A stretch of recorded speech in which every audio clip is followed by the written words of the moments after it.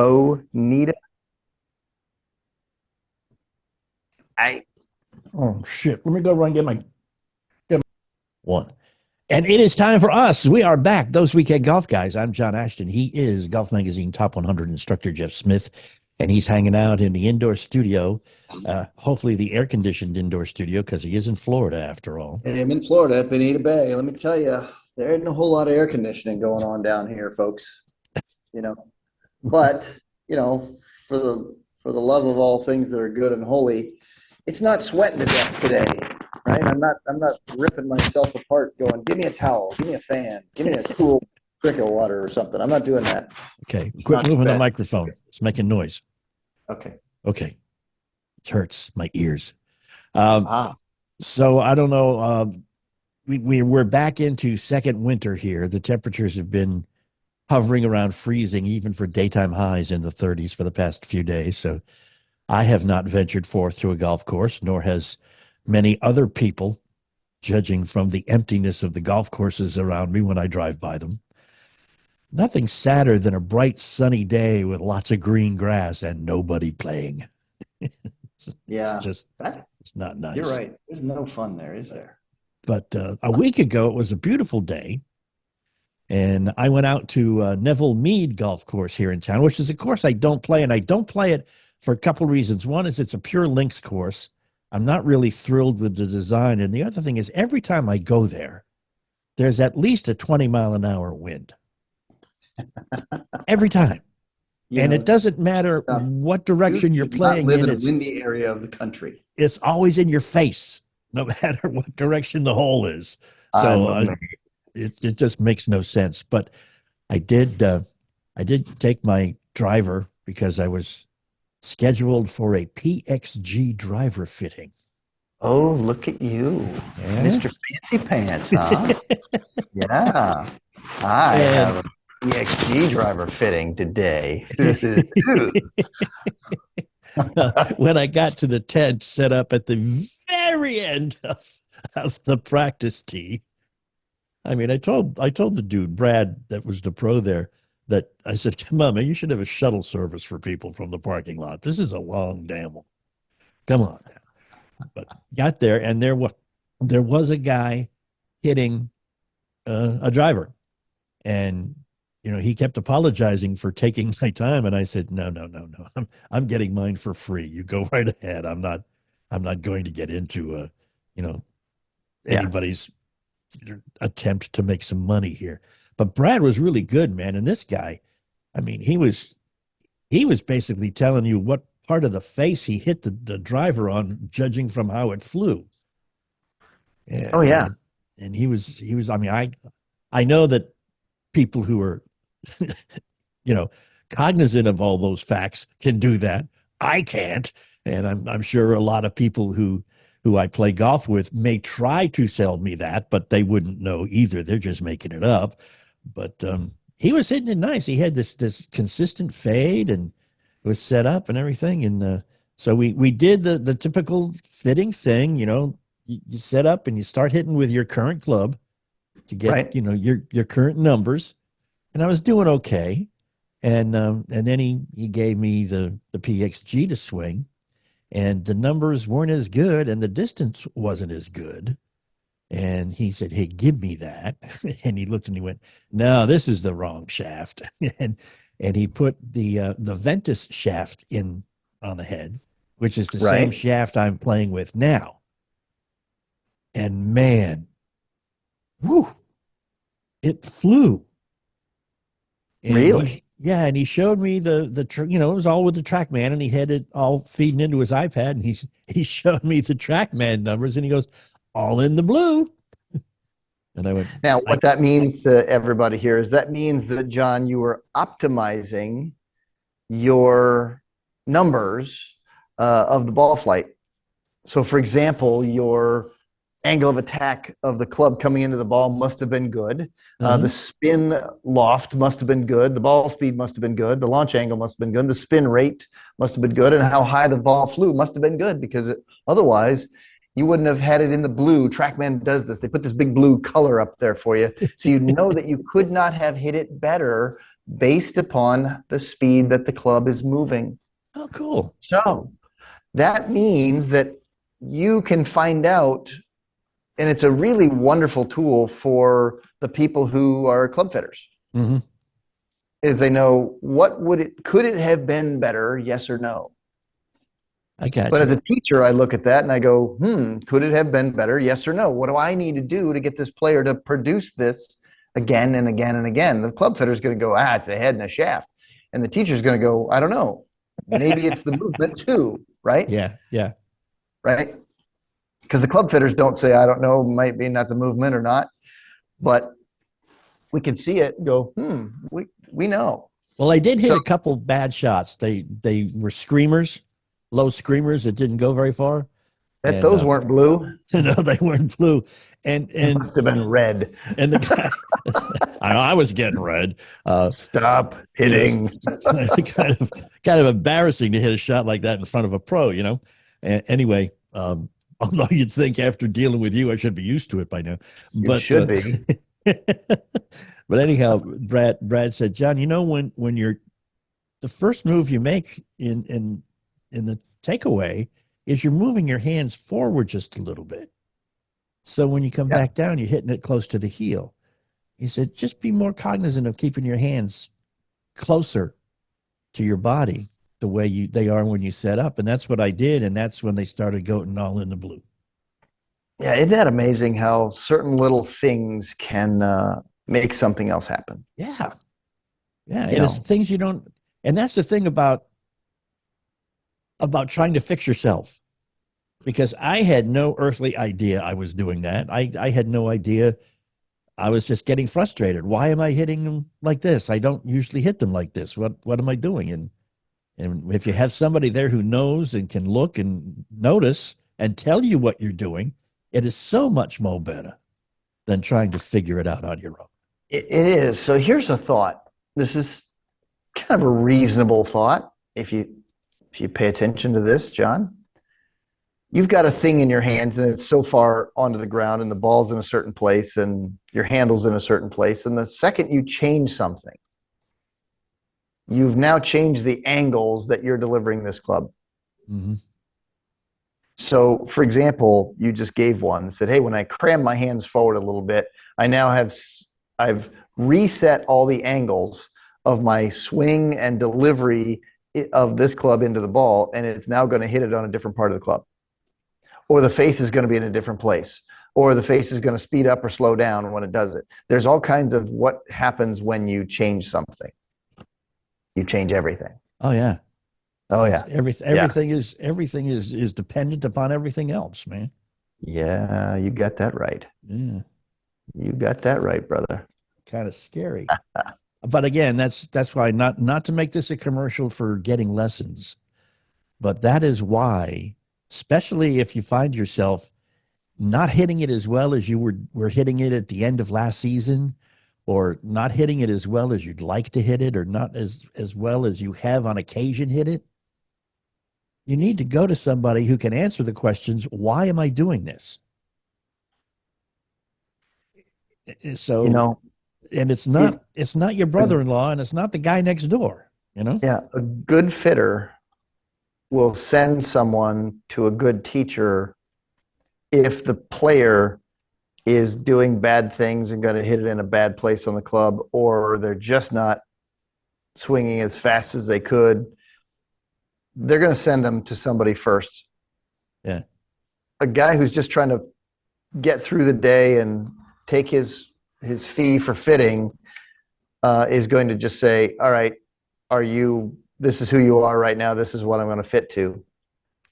Okay. I get, so here we are, I'm at Bonita Bay and there's a great fitter here named Jordan and another great fitter named Matt.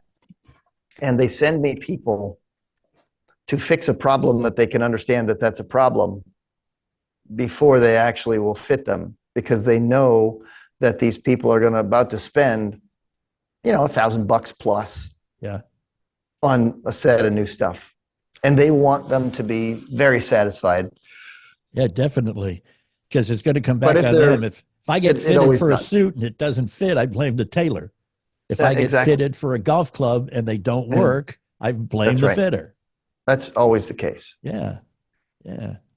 So I love the fact that they send people to me so I can give them a better version of themselves, and then they can see a distance difference between the sticks. Yeah. That's pretty much what it is. We all know that one club's not going to hit it any straighter than another, but we're always praying that one club that we could buy will hit it farther, Yes.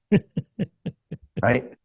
Yeah. All the time. Yeah. But people are amazed at how I'm able to give them between 5 and 12 miles an hour on their drivers, like immediately. Yeah. Like, how did that happen? That's a miracle. And the answer is you were just doing something that was so inefficient. I'm not sending people to the gym. I'm getting it done right there, and I'm giving Yeah. them something they can actually repeat. And it's not really hard to do, but everybody will, they'll pay a lot of money to PXG and Titleist and Callaway and TaylorMade and Mizuno and Ping and on and on and on, right? Right. For a new driver of the promise of hitting it 20 extra yards. And what's the ratio, mile per hour versus? About 3 miles an hour is going to get you another 10 yards with a driver. Okay. So I'm giving people 20 to 30 to 40 extra yards, and they look at me like, oh boy, you're not charging enough. I'm like, I know. Because I can't wait to go back out with my regular group and show them this. Well, because see, here's the thing: they're ready to go spend $500, $600, $700 on a driver. Yeah. So I'll say to them, if that's what you're going to do, then we're going to go about this. If I can get you, how many yards you think you're going to pick up with that extra driver? Oh, I think I can get an extra 5 to 10. And you're thinking, okay, so the 5 to 10 yards is worth this much money to them. Okay, what if I can give you that same 5 to 10? You pay me the same amount of money? What if I give you 15 to 20? Will you pay me more? Right? And that's the thing. Jeff Smith teaches on a sliding scale. Well, I mean, you think about what is the value to them. Yeah, definitely. What you can actually give them. Yeah. Right. I mean, if you pay $700 on a driver that says you're going to get 20 more yards than you've ever gotten before, what would you pay to a guy who showed you the technique that can do the exact same thing, and you won't have to spend quite that much money? We're going to talk more distances, different clubs, different techniques when we come right back. We are those weekend golf guys. If you want more distance, you want to hit it farther, hang out. We'll be right back. Number 2, 11 minutes. Hey, wait a minute. Do I sound good? Yeah. Just no echoes, no nothing? It's not an echo. When you move the microphone, it sounds like it's sliding over fabric, but yeah, but fix that. So I have a new mic that I'm wearing. Okay. Wearing a wire, huh? So, and it's a better version of the mics that I had before, but I didn't know how they would sound. So I thought I'd test it this time. Yeah, and you say I sound good, clean, and correct. Fantastic. You can move around now. Well, when you move, it rubs against your shirt. Yeah, I get that. Yeah. But I'm not going to swing clubs or stuff. Okay. Cool beans. Right, because I'm using it wirelessly. Right now. Yeah. Well, now there's big echo. Now there's an echo. Okay. Oh, now there wasn't. Oh, that's interesting. Yeah. Echoes? No echoes at all? Well, it shouldn't be. I don't have them in my videos when I'm there's no echo now, but before when you said I'm the first thing you said when you were standing there echoed badly, cool. But that's okay. But anyhow, okay. 3, 2, 1. 3, yeah, number 2, 11 minutes in 3, 2, 1. So we are back. We are those weekend golf guys. I am John Ashton. He is Golf Magazine Top 100 instructor Jeff Smith, and he's going to do some Top 100 golf instructing at the moment. We'll just call this the distance episode. More distance. I mean, that is what everybody wants, isn't it? It really is. Look, every time somebody comes to me for help and they have a club striking a ball problem, not a putting thing, not a wedge play thing, not an on-course thing, but I'm hitting a golf ball, I know that they all want the same 3 things. They want to hit it farther. Nobody has ever showed up on my lesson tee at all saying, Jeff, I hit it plenty far. Matter of fact, it's probably too far. It's embarrassing. I can't, and nobody will play with me anymore. I hit it so far past everybody that they don't want to play with me anymore. I don't have that. I drive the green. They don't say that either. Hell, I'm hitting it over the green into the pond back there. No, they don't say that either. Right? They're not saying stuff like, hey, I'm longer than Jason Zuback. I'm longer than Martin Borgmeyer. I'm longer than Kyle Berkshire. They're not saying that. Right? The other thing they want is they want to control their ball. And the other thing that they want is they want it to feel good. Yeah. So we have to talk about one thing that you can do that doesn't even change your golf swing, that you could maximize distance right away. Okay. It's like instantly maximize distance without changing anything about your golf swing. Hit it in the center of the face. Because I can make a club swing faster. And I could hit it on the bottom of the toe or the heel and not get anything out of it. Right. It would be inefficient. It would be powerless effort. But what most people are looking for is effortless power. Right. So we have to think if I had 5 minutes with someone who wanted to hit it better, farther, control their ball, make it feel good, right? So as they walked away from the 5 minutes that they spent with me, they would learn how to square a face and hit it in the middle of the face before I taught them how to step on the gas, right? I want to put the hands on the steering wheel and keep it on the road before I find that accelerator. Right. So yeah, because club speed equates to ball speed equates to distance, but you got to make sure that you're not driving off the road, as you put it. Because if all you do is get to the woods faster. Right. When you think about and you go, all right, I need my ball, because there are 3 factors in distance. All right. And they're all related to where you hit it on the club face. Okay. Ball speed is one of the factors. Spin is another one of the factors. And launch angle is another one of the factors. Right. So let's just look at your golf club for a minute. Every club that's in your bag, John, including your driver, they're all bottom weighted. Like you look at your iron, you pick it up and you see this gob of metal down at the bottom. All right. The engineers, the smart people who design these things, they put a bunch of weight at the bottom so that when you strike the bottom of the ball, all that the weight down at the bottom helps launch the ball up. That's one of the factors in distance, launch angle. Launch angle, right. Right. How high does it launch off the face?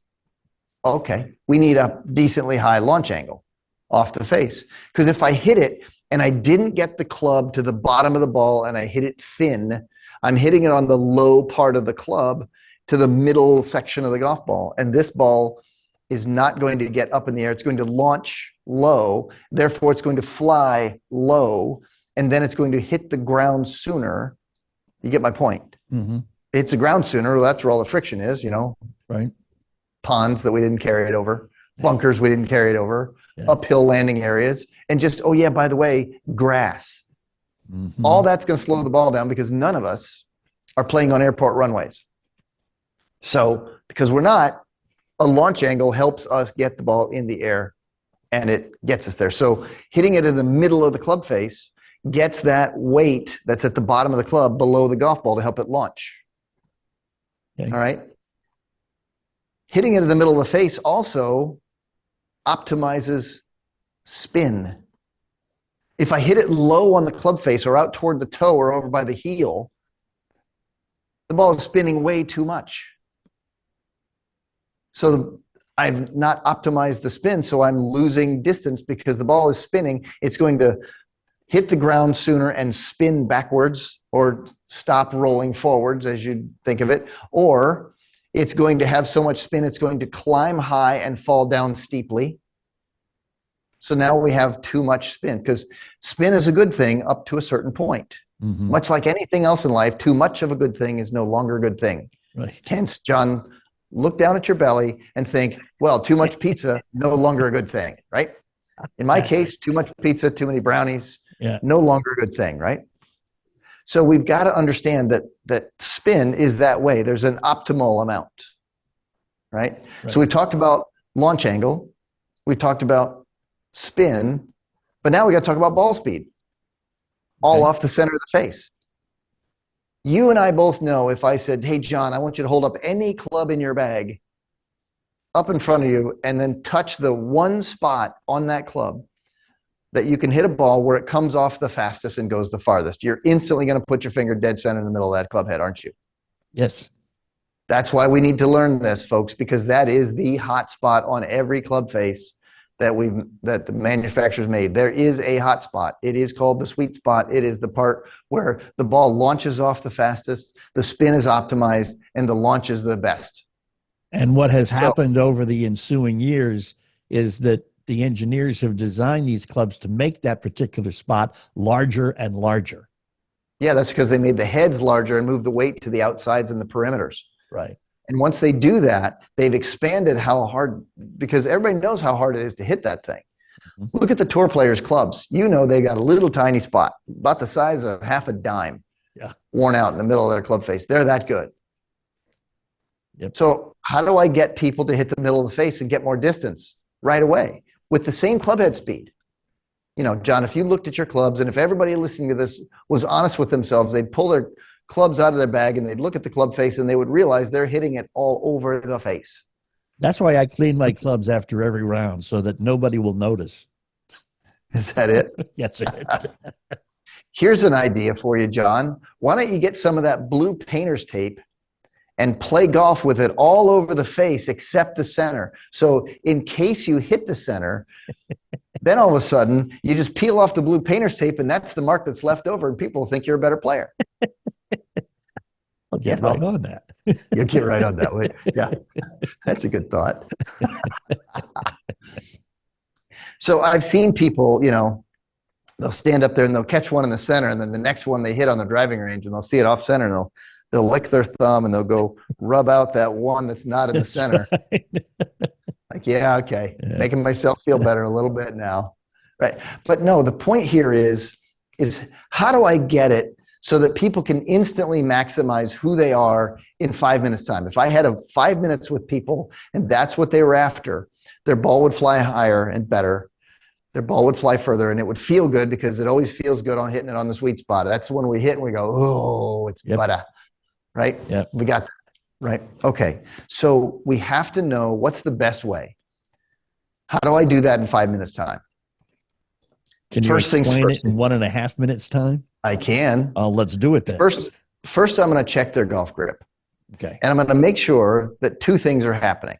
Their natural arm hang on their lead hand and their trail hand goes on and their wrists are level with each other. Wrists and forearms are level with each other. One's not shockingly higher than another because that'll change the swing path to being somewhere off center. And they're going to hit it off center at that point. So I'll check that first. And then I'll make them swing between tees. And they're like, huh? What? I'm going to put tees on the ground, just barely wider than the head of their club, and make them swing through there. And you know what? 5 minutes later, these people, after I've checked those things, can deliver that face right through there with a face facing forward, swinging forward, and it hits the middle of the club face. And they look at me like, that is the best I've ever seen. Why is that so effective? I'm like, because I just eliminated all that other garbage that we don't need to talk about, but we do need to talk about this. Okay. That's how it is. We can do that in 5 minutes. Yeah. And I spent it in less than 1.5 minutes.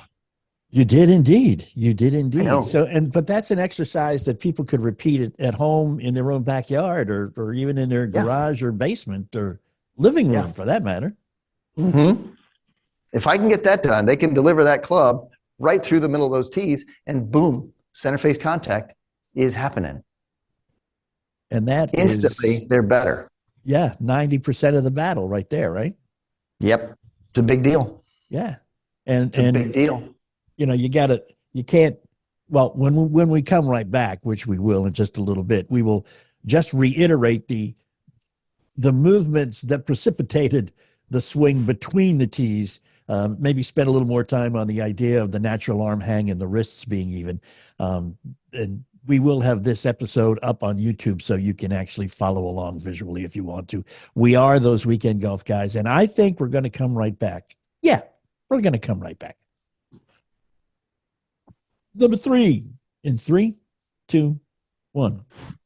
We said we'd come right back, and we did. I'm John Ashton. He is Jeff Smith. We are those weekend golf guys. Jeff mentioned natural arm hang and the fact that your wrist should be even. I just want to revisit those because I think we kind of skipped over them a little quickly for people who are going, well, what did he say? Yeah, so you yeah. Go through Well, that look, again? he gave me a minute and a half and I nailed it. I know right? you So did. now we can elaborate. Okay. Right? We got a handful more minutes now. So here we go. I talked about how to deliver a club through some tees, meaning I'm just fixing your swing path right away. Right.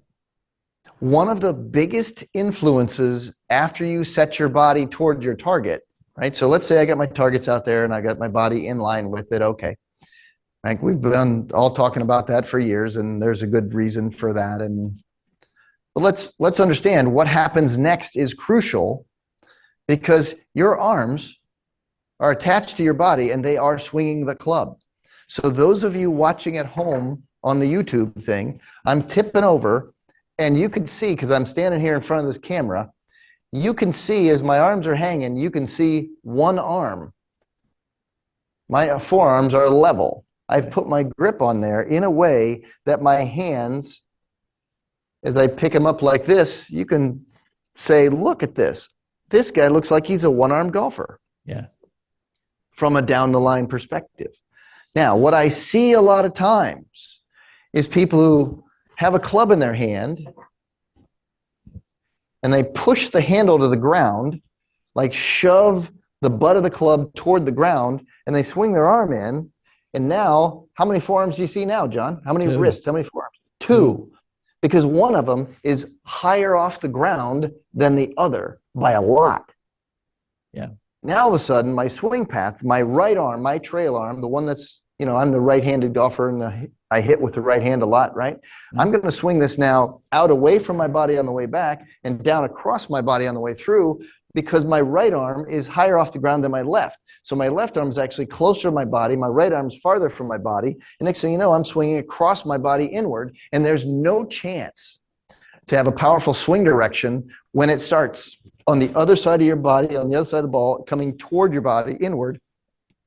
That's a less powerful, slower swing movement through the ball. Oh yeah, by the way, and the club face is rarely going to be traveling forward and facing forward at the same time. It's always going to be cutting across the ball, creating a lot of spin. Oh yeah, by the way, we're probably going to hit a lot of toe shots. Mm-hmm. The ball's sitting here in the spot, the club's swiping back in, across it from outside to in, and that means the part of the club I'm most likely going to hit is not the center. It's going to be the toe.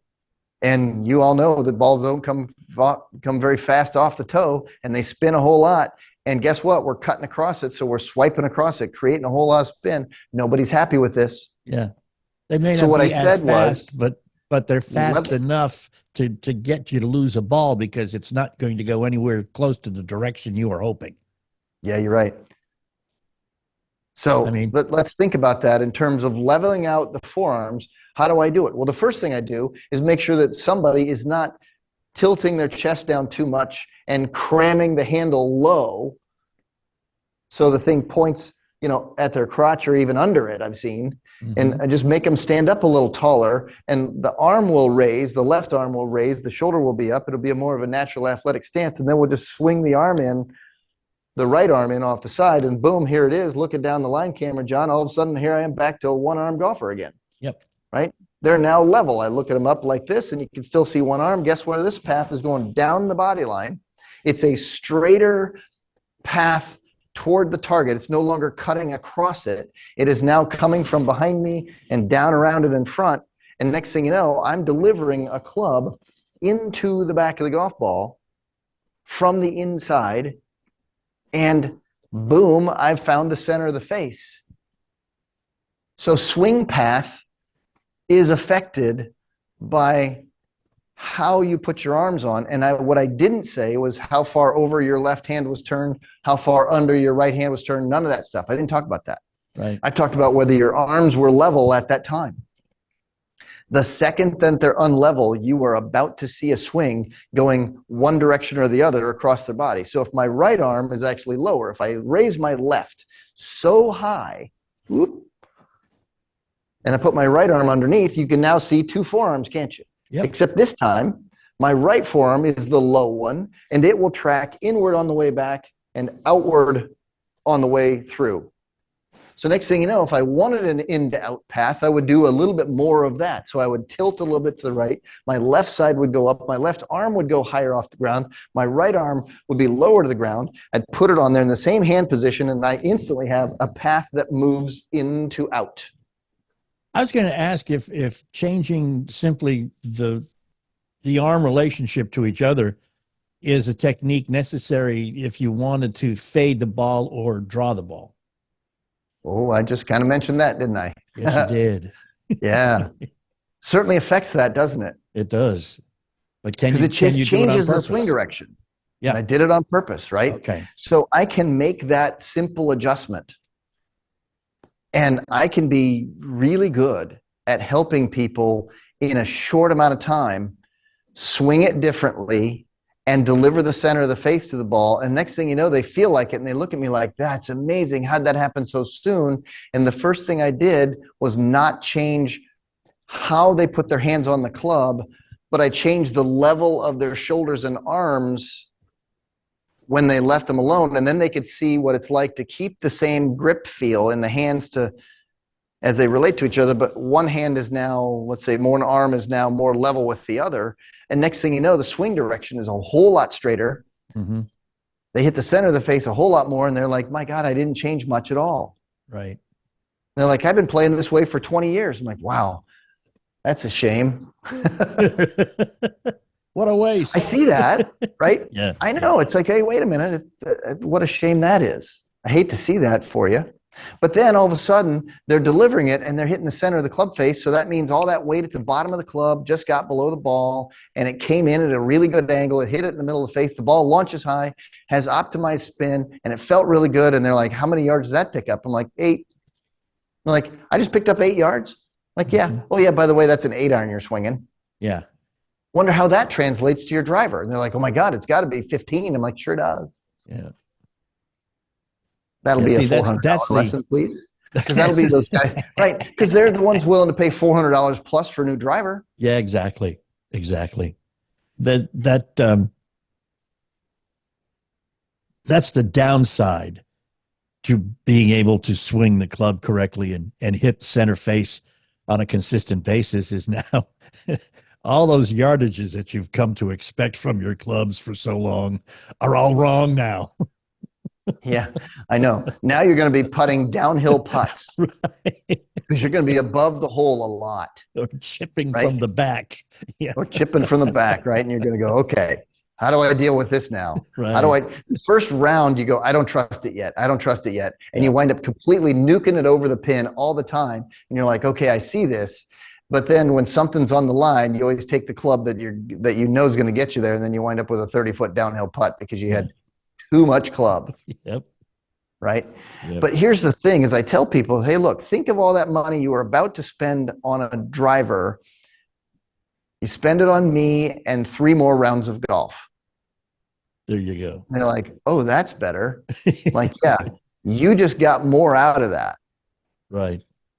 You know, nobody buys used drivers because it's somebody else's cast-offs that they felt like it didn't work for them. So Right. nobody else is going to snatch that thing up. So the value of the driver themselves, I just tell them that, look, that thing's got about 0 resale value to you. Yeah.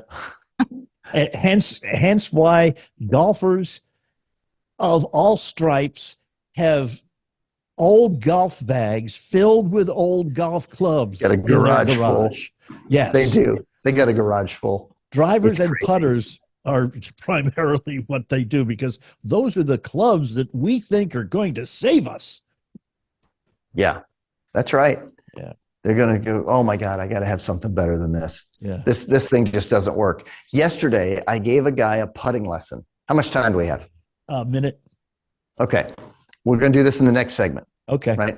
Because here we are talking about what golfers will do to get more distance and they'll do anything. But if they do the thing that I mentioned, because I haven't even gotten a natural arm hang yet, I just talked about leveling off Right. of that.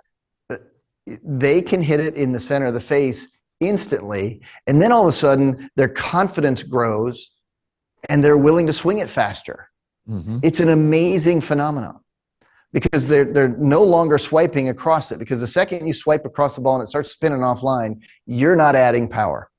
No. No golfer in the world still does that. They all hold something back. You're like, okay, this isn't working. I'm not going full tilt at this. Yeah. But I start getting them hitting it straighter in the middle of the club face, and the thing goes farther and feels good. Instantly, their eyes light up like somebody gave me the green light. That's right. Got to go now. Yeah. Right. And then all of a sudden, I'm like, hey, let's go fire this club through there faster. Can you go faster? And I just poke the barrel a little bit. I'm like, really, John? That's all you got? You can do this a little faster now that it's going well. And next thing you know, they're picking up 20 yards and they're looking at me, and all I'm doing is giving them a couple things in the middle of the face, and then boom, boom, boom, they're gone. Right? It's unbelievable. Yeah. That's great. So we'll talk about natural arm hang and talk about putting when we come right back. We are This Weekend Golf Guys. All right, number 4, 10 minutes, 30 seconds. Hey, was that you throwing the little things up on the screen? I have no idea where they came from. Oh. Okay. 3, whatever. 2, 1. All right, we're back. Those Weekend Golf Guys. I'm John Ashton. He's Golf Magazine Top 100 teacher, Jeff Smith. Bonita Bay. He's teaching people down there how to get better. He's teaching you right now how to get better. More distance. That's what you want. Listen close, because we've told you how to get it so far. We talked a little bit earlier in the segment earlier in the show about how to hit it in the middle of the club face. All right. And I mentioned 3 things that I'll do. If somebody gave me 5 minutes, I'm going to get them in the middle of the club face in 5 minutes time. And I said, I'm going to do 3 things. All right. I'm going to get them to hold the club with their natural arm hang with their lead hand. So right-handed golfers, it's their left hand, right? And pick up the club face and go, okay, here it is. I'm holding on to this club just right down here at my side, and I just pick it up and the club face is straight. Okay. So we'll get to that in a second. But then I just got done talking about, we're going to level off the forearms before we put the right hand on, right? So one's not going to be higher than the other, right? We're not going to do this, and we're not going to do this, right? We're going to level them off.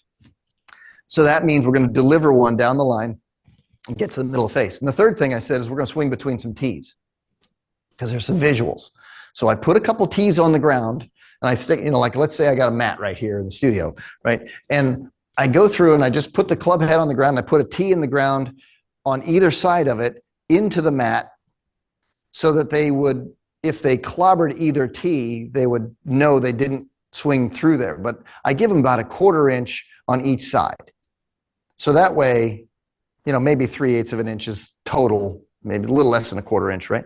But I make them swing it right through there, so they know darn well they can before I put a ball there. So if I've got, my thumb on one side and a finger on the other, and I've just framed this thing right here, I know that I'm going to swing this club right between there, and I'm going to hit center cut. It's going to happen, and everybody gets that. Right. So what I do before I put a ball in is I've got a tee on one side, a tee on the other, and then I'll put a tee right in the middle, and I'll say, all right, go get the tee in the middle without touching the other two. Just go rip it right out of the ground. Next thing you know they got the club to the bottom of the ball, and they rip through that tee, and they know that it went through there, so they know no problem. I'm just going to hit it in the middle of the face. Then the first thing I do after they do a couple of those, I'm just going to go, okay, we're going to stick a ball down there. Next thing you know, they go get the bottom of the ball, and they think that's a pure shot that they're ever going to hit. And they're like, how do we do that so fast? Because I just use what they already have. Hand-eye coordination and enough athleticism to get that done.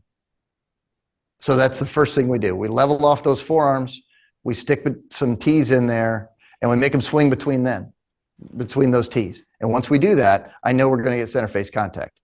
Cool. But let's now move to the natural arm hang grip. This is the thing that almost nobody does.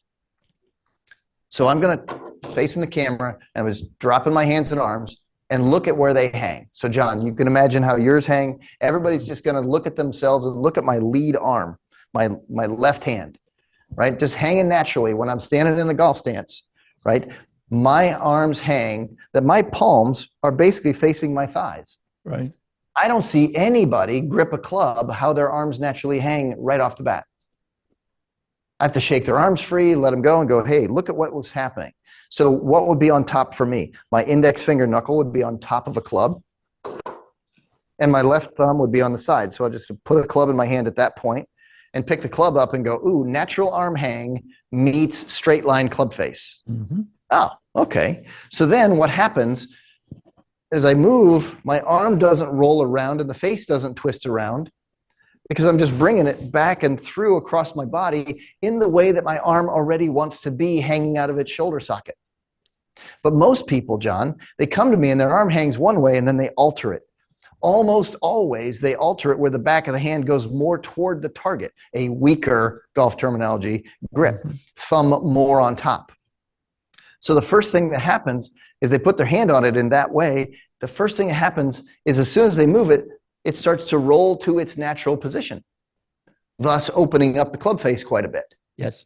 And when they swing it down through, it doesn't roll back. So the club face now comes through facing open, facing to the right.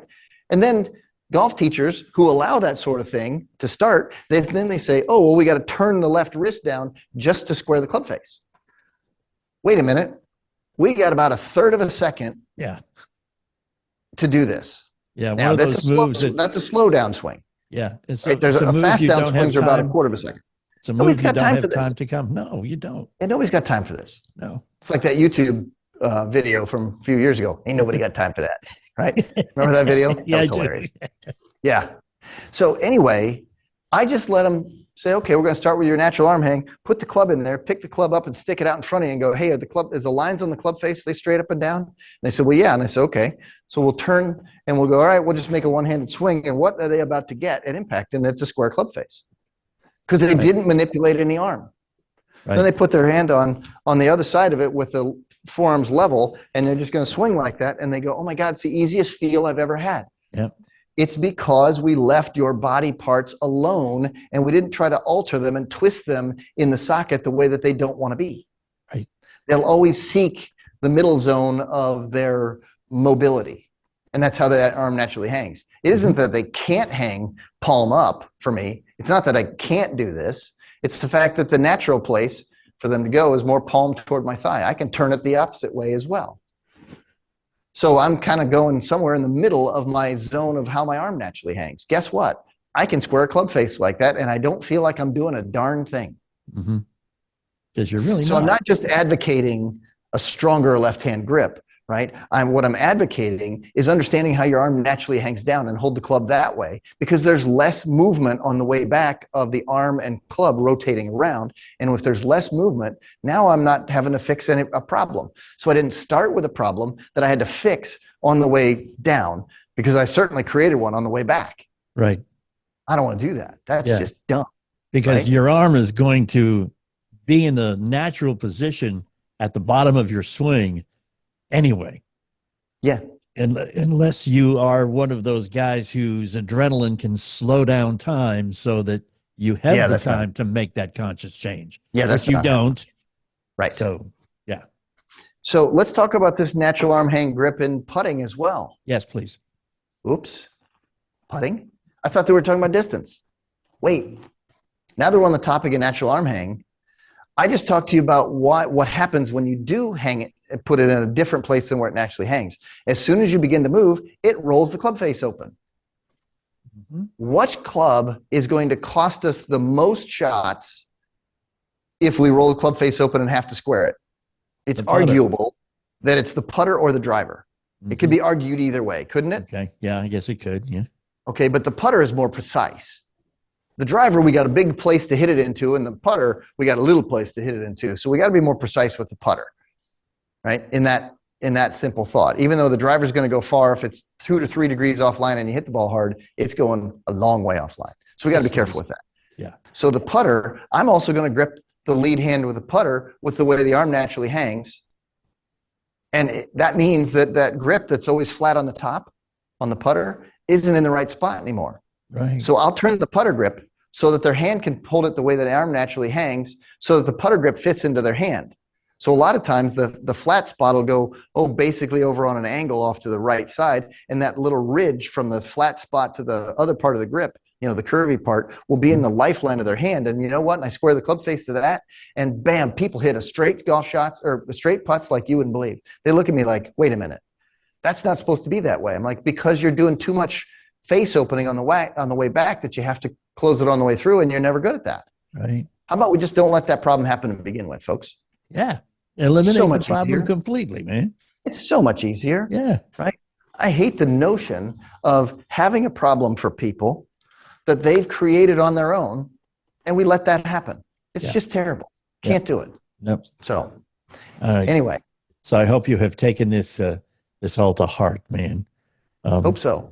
And I got to go get me one of them little magnetic sticks so I can make sure that my club face is straight, man. Like That's the greatest teaching tool I've ever had. It is. Right? It works really great. And if you can't see it on YouTube, make it a point to go watch this one because you got to see how that thing works.